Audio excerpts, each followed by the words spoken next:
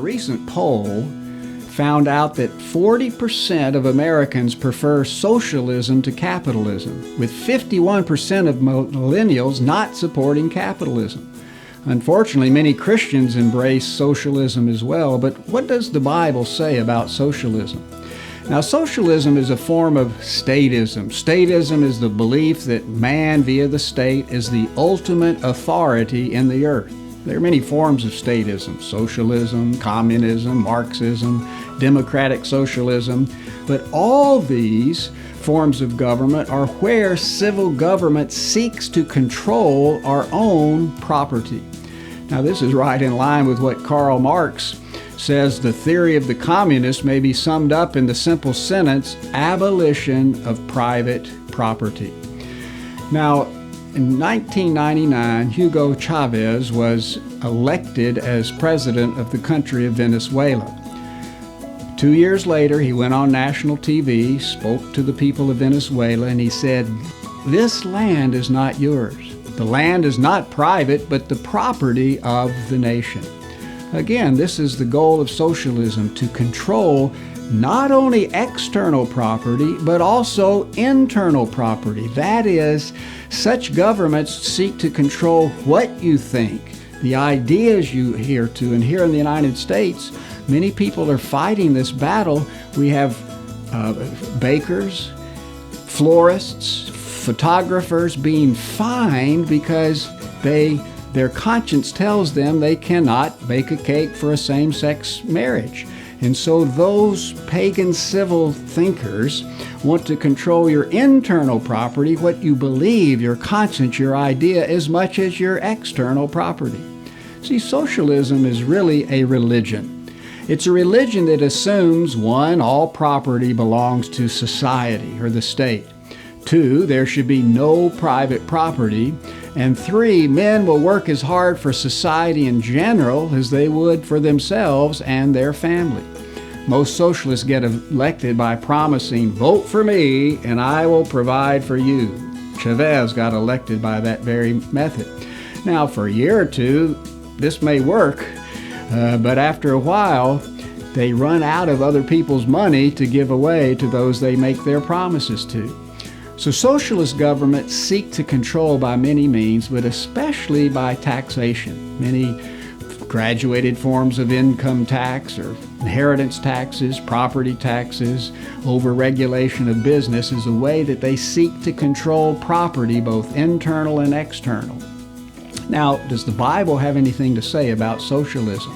Well, Scripture teaches that the basic beliefs of socialism are unbiblical and the principles of capitalism are biblical.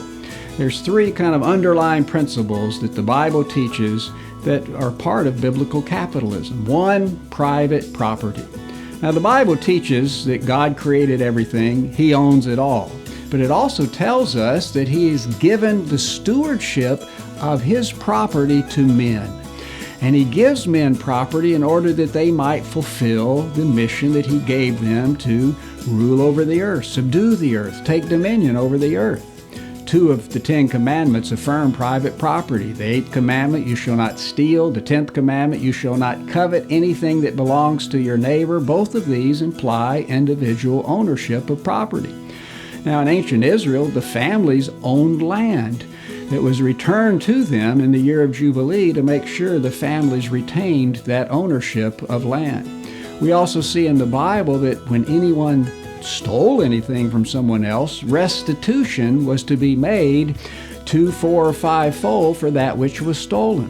Jeremiah 32, we see Jeremiah bought a field. He signed a deed. So private ownership, the free market, are taking place here in this book. Many of the parables Jesus taught also affirm private property rights, like the parable of the laborers in the vineyard teaches that the landowner could do what he wished with his own things. Is it not lawful for me to do what I wish with my own things? Now, some people try to claim that the early church lived in socialism. There in Jerusalem, everybody had all things in common. But when you look at the Scripture, you can see that they actually voluntarily chose to sell their property in order to meet the needs of other members of the church. And Peter affirmed this when he said to Ananias and Sapphira, while it remained, was it not your own? And after it was sold, was it not under your own control? So in this sharing of common goods among peoples only took place in Jerusalem, not in any other of the cities where the church began to flourish and grow. And so the Bible teaches that the family is the primary institution to take dominion, to rule over the earth, and hence it's the primary institution to own private property, which empowers it to accomplish the mission that God gave to it. Noah Webster said, "Let the people have property and they will have power. Power to make sure all their other God-given inalienable rights are secure. Right to freedom of worship, freedom of the press, freedom of trial by jury, and many other things." So humans have a right to own property, a God-given right. Property rights are human rights, one of the most fundamental of human rights. In fact, the amount of liberty in a nation is directly proportional to the amount of private property rights. If we were to compare a map of the nations that have the greatest amount of private property rights, we would see that those with the greatest property rights are also the most free nations. So they go hand in hand, freedom and property rights. And so the family is the primary institution that God has given the right to own private property. Now, the founders of America recognized that governments exist to protect property of every sort. Statist governments, socialism, communism, Marxism, instead of having civil government protect the property rights of individuals, often they plunder their property rights. Those governments, according to our founders, we need to change and replace with individuals who recognize the great importance of private property. So the choices are private ownership versus socialistic ownership. The Bible tells us the vast majority of property is owned by individuals and the family. Now, there are many benefits of private property rights. One, it causes people to be more productive because they'll be motivated to build up their property so they can enjoy it and pass more on to their children and to others who will carry on their goals in life. And that really leads us to the second biblical concept that underlies the capitalism, and that is individual enterprise.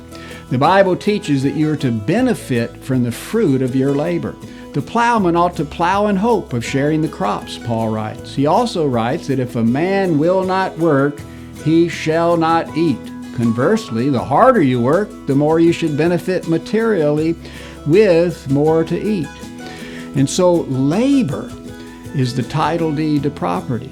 That the more you labor, the more you should benefit from the fruit of that labor, which will cause man even to labor harder and to be more productive, which is a benefit not only to them and their families, but the whole economy at large. And so where there is liberty for man to benefit from the fruit of his labor, then men will invent more, produce more, exchange more, and use new products. It was liberty in America that led to an avalanche of new inventions and discoveries, especially during the 19th century. It was the copyright and patent laws that to recognize that principle of property and that people should benefit from the fruit of their labor that caused these inventions to flourish, such as the cotton gin, the steam engine, the steamboat, the railroad, the steam locomotive, the McCormick reaper, the sewing machine, the transcontinental railroad lines being laid, electric lights, telephones, phonographs, and so many other things. There is a proliferation of inventions in America because of the great freedom that existed, as well as individuals being able to benefit from the fruit of their labor.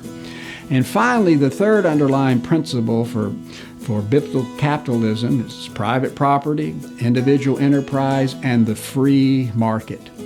That the free market is based upon the idea that men are to be free under God to pursue their calling and provide for themselves and their families. And as they do this, they will produce needed goods and services that they should be able to offer freely to others in the marketplace at a price of their choosing. And so the free market, by its nature, encourages men to serve the wants and needs of their fellow man voluntarily. Every free market exchange ends with both parties saying, "Thank you." They're both happy. The one who's selling the product, he's happy, he got what he asked for it. The one who's buying it is getting a good or service that he wants at a price he's willing to pay. This is another reason I know that this is biblical, because both people are happy. Socialism has never worked anywhere it's been tried, in the past and in the present. Now, Venezuela is an example of the failure of socialism. Venezuela, the average Venezuelan has lost about 20 pounds of weight. When you go into the grocery stores, the shelves are nearly empty. People are fleeing the country. And we need to ask, why is Venezuela starving and the economy in collapse? Well, the answer is because we live in God's world. We do not live in the made-up world of Karl Marx. Marxism, socialism has failed everywhere it's been tried because it's contrary to the nature of man and the nature of the universe that God has created. His principles work.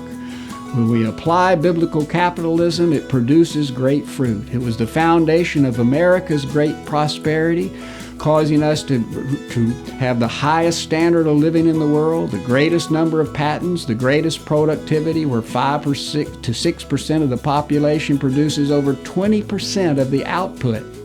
And earlier, in 1960, that same population produced 39% of the output of the world because there was great freedom.